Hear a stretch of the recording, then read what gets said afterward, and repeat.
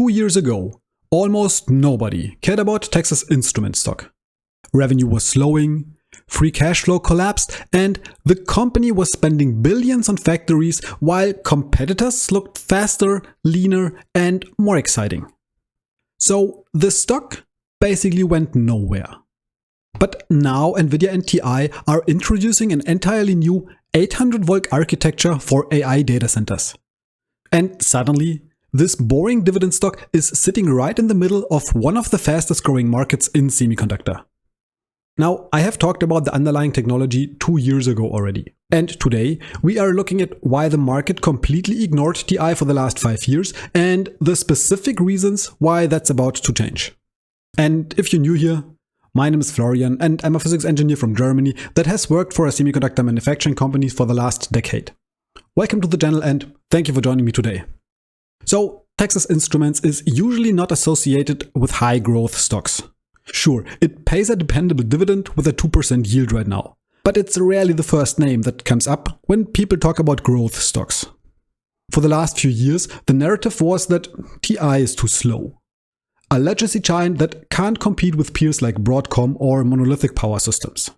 That is also why the stock went pretty much sideways in the last 5 years and could only recently catch up to the general performance of the S&P. Over the last 10 years, though, they could still outperform the market easily in terms of total returns. But while the market was obsessing over Nvidia's GPUs and other AI chips, a massive bottleneck was forming: power.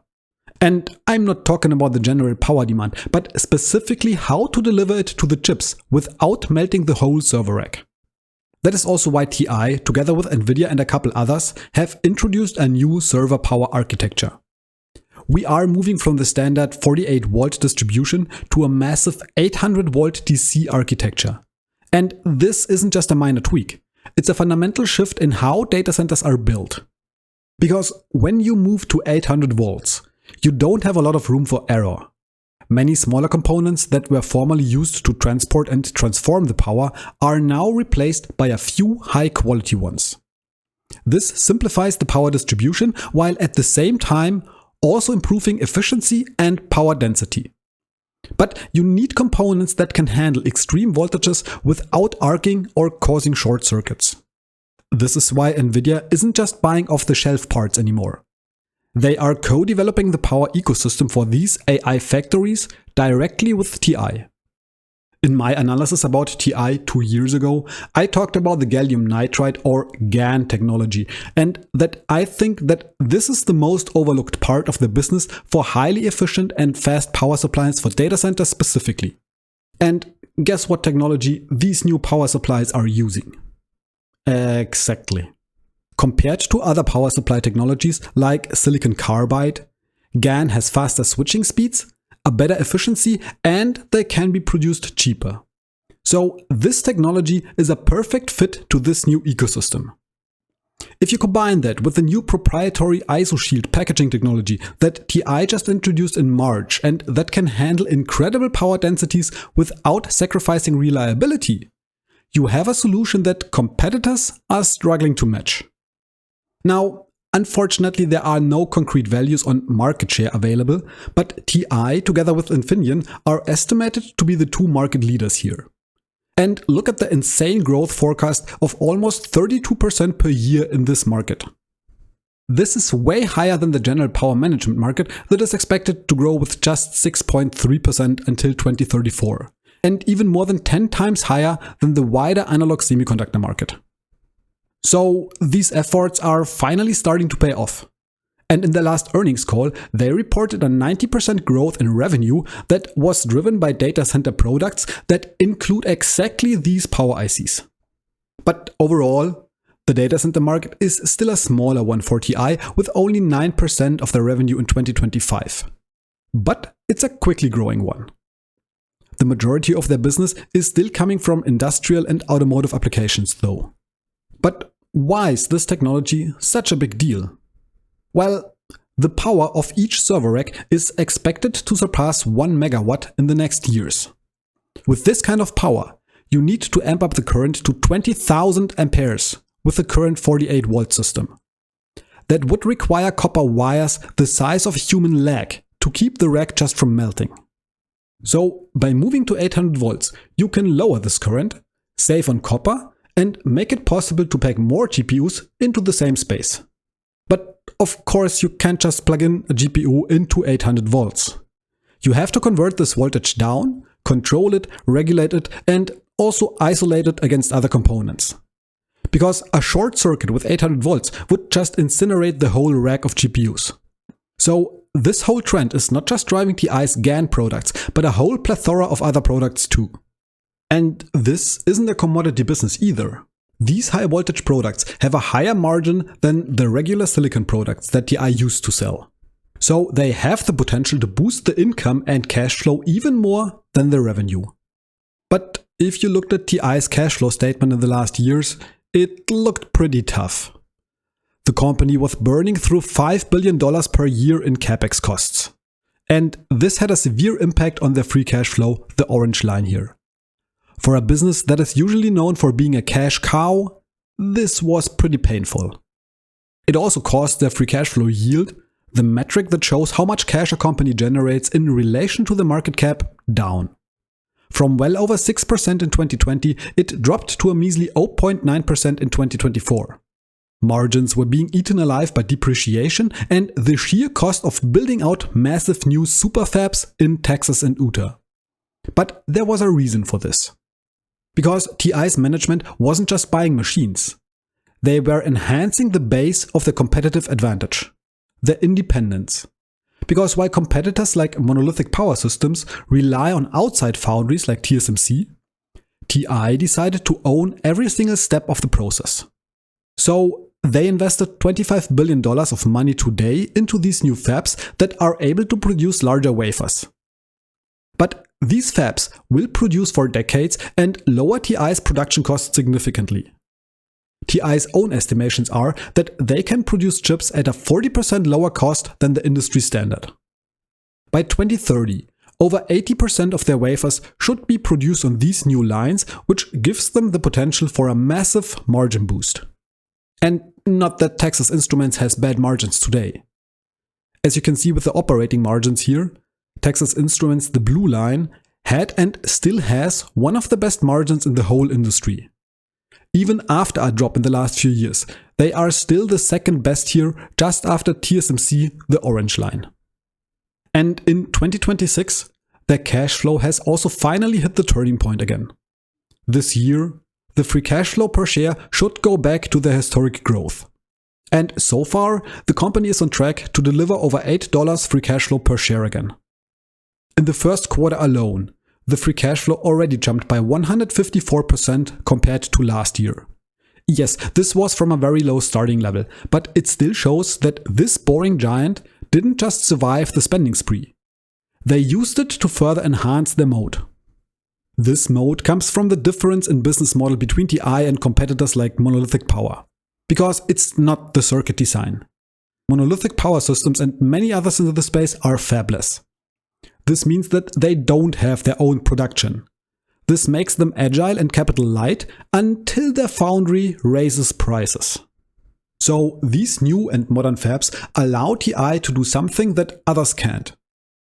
Win a price war without bleeding out. They can effectively undercut the prices on the market while still maintaining high margins. But there is a second layer to this, and that is supply security. In a world where chips are already a scarcity, it becomes more and more important to be able to reliably get your components. And in a world of rising global tensions that pose a risk on supply chains, being able to produce these chips in the US is an added benefit that provides supply security for TI's customers. Alright, so here's the takeaway for investors before we get into the numbers, and I'll show you my exact target price for the stock. For the last few years, TI was struggling with two things: a down cycle in analog semiconductors and the huge capex spending. You basically had to trust that the $25 billion they were pouring into the ground would eventually pay off. And now it seems like this is finally happening. The cyclical downturn in analog semiconductors that are largely linked to the industrial and automotive markets seem to be recovering, and the income metrics like revenue and net income have started to rise again in 2025. And despite the huge spending spree, Texas Instruments' net debt to EBITDA ratio is still at only 1 time. And as we can see in the long-term debt, the yellow chart up here, the company has already started to decrease this debt again. Their interest coverage ratio is 11 times. This has been better in the past, but it's also no reason for concern, and at least decent. Another issue that Texas Instruments had in the last years was their inventory. Due to the down cycle in analog semiconductors, their inventory turnover, which is how often the company can sell their whole inventory per year, decreased from 3 times in 2021 to only 1.5 times in 2024. And because of this, the value of their inventory increased over the same time. This was no accident, but a deliberate management decision. Because unlike their peers who slashed their production, TI built a strategic buffer. This is only possible because their business is in analog semiconductors. While digital and high-end chips like the GPUs for AI have a lifetime of around 1 to 3 years until they are replaced by newer generations, the lifetime for these analog chips can be well over 10 years. Still, the high inventory is a double-edged sword. Because if these chips are not used, they will need to be scrapped sooner or later. If they are used and bought, however, the revenue they generate will directly drop through to the bottom line because they are already produced and the costs have already been generated in the past. Overall, the market is pretty optimistic right now and sees a huge EPS growth of 22% per year over the next 3 years and a revenue growth of at least 7.4%. This is significantly higher than what the company had in the last years and looks really promising. Still, they only get a 4.7 and 4.8 score in my quant rating system because of the slow growth in the last few years. The health score, on the other hand, is still pretty good. On one side, because of the still good margins, and on the other, because of their still strong balance sheet. But the dividend score came under a bit of pressure because the decline in free cash flow has pushed the free cash flow payout ratio to well over 100%, which means that they currently pay the dividend with debt. But this should change again this year when the free cash flow recovers. What stands out most is the high quality score of 8.7 and 8.8. The wide moat, high expected secular growth in their markets, and the still good capital appreciation do help them here. The valuation and momentum score is unfortunately much less clear. On one hand, we have a very high momentum, but on the other, also pretty high valuation right now. Especially a PEG ratio of 4.5 on a trailing basis seems pretty high. Now, the interesting thing is that when we look at the forward-looking PEG, the value is much lower and only 1.8 times. Still above the sector medium, but much more reasonable. And the same is true for the other valuation metrics. These are still far from cheap and all except the price to free cash flow close to the highest level of the last 5 years. All in all, Texas Instruments still gets a score of 6.5 and 6.6 in my rating system, which is in both cases 1 full point more than what they got when I rated them last year in July. This shows again that their recovery is underway. Now, last but not least, before I sum this up, let's also look at my discounted cash flow spreadsheet to see what my target price for them is. And if you like this kind of analysis and think that it helps your own investing, please hit the like button and subscribe to the channel to not miss my next one. We are still a small community here and every single like and subscribe helps to show the YouTube algorithm that this is a video worth watching. So thank you very much. Now, for my discounted cash flow analysis, I use these input values. The most notable ones are a WACC of 7% that my calculation provided and a free cash flow growth rate of 41% for the next 5 years. This is much lower than the analyst expectation of 54% for the next 3 years, but way higher than the long-term cash flow growth rate of around 10%. But it is actually pretty close to the 42.6% growth rate that the current stock price implies. With these values, I get a target price of $265.46. That is currently 10.8% below the current price and even 19.8% below if we include a margin of safety of 10%. This target price is actually pretty close to the average analyst price target. And I swear that I didn't do this on purpose and fiddle with my numbers. If you've been following this channel for a while, you know that I sometimes get very different target prices from the analysts. But in this case, it seems like we are roughly on the same page. But this target price is also only a snapshot based on my estimations. So how would this change if the input values change? Well, for this I built the sensitivity matrix.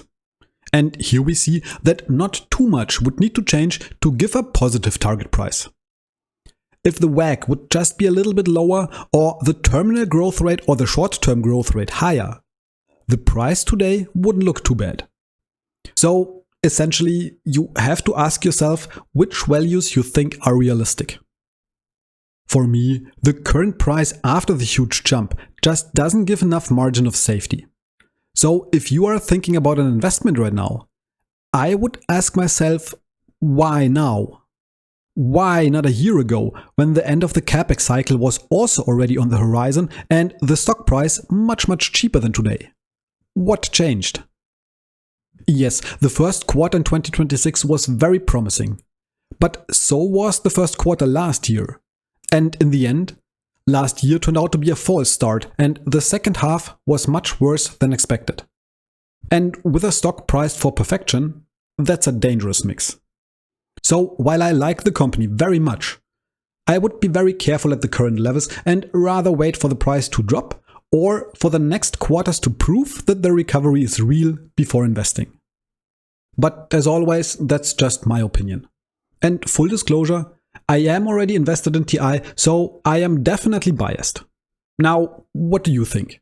Will this year finally be the year of their recovery, or is the macro pressure too much and the stock will be lower again by the end of the year? Let me know down in the comments. And if you would like to know which 9 companies are on their way to become the next dividend aristocrats by 2035, watch this video next. And of course, this is no financial advice, so please, before investing, do your own research and only use this video as a starting point for your own analysis. That being said, thank you so much for watching guys, and see you in the next video.